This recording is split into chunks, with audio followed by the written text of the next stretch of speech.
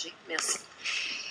Merci, Madame la Présidente. Alors, effectivement, c'est sur le 2012, parce que quand on lit le sommaire décisionnel, le moins que l'on puisse dire, c'est qu'on peut être perplexe.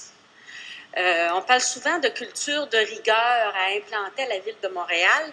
Je pense qu'avant longtemps, il va falloir demander à nos soumissionnaires de développer aussi cette culture de la rigueur. Alors, on est devant un chantier qui, au lieu de 2 ans et quelques mois, s'étire maintenant sur plus de 4 ans. Le montant prévu pour les imprévus a été entièrement dépassé. La Ville n'a pas demandé de choses additionnelles. Peu de services supplémentaires ont été demandés à la firme, sauf quelques modifications. Mais voilà que là, on se trouve face à des problèmes qu'il me semble qu'un gestionnaire de projet aurait dû prévoir un peu. Alors, on s'en va sur le site du Mont-Royal. On ne prévoit pas la complexité des travaux. On ne se rend pas compte que du rock dance auprès des ouvrages patrimoniaux. Ils n'ont pas dû apparaître pendant le contrat, les ouvrages patrimoniaux, là. Ils devaient être là au début quand la soumission a été préparée. Nécessairement, il y a des volumes de sol et de roc à gérer. C'est sûr que quand on répare des affaires, il faut sortir du sol puis du roc, là. Ça devait faire partie un peu de la vision des travaux à exécuter. La présence de réseaux d'aqueduc âgés, ça, je peux concevoir que parfois on n'a pas allé vérifier l'âge de l'aqueduc, bon, puis qu'il y a eu des problèmes de nappe phréatique et des résurgences d'eau. Ça, on peut dire qu'il y a des choses qu'on ne prévoit pas là-dedans.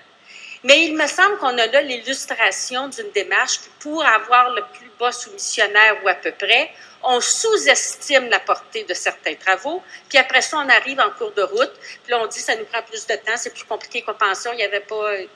Et finalement, la facture revient encore chez les contribuables.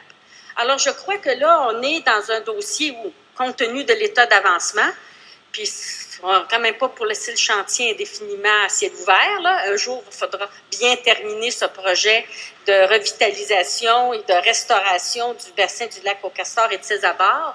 Mais je crois que c'est l'occasion de mettre en évidence qu'on devrait s'attendre à un peu plus de rigueur, de planification serrée, de gestion prévisionnelle quand on soumissionne, parce que je pense que c'est la nature de ces dossiers-là qui soulève beaucoup de questions chez les citoyennes et les citoyens. C'est quand même une firme connue, c'est pas quelqu'un qui s'est planifié un bon matin comme réalisateur de projets d'importance.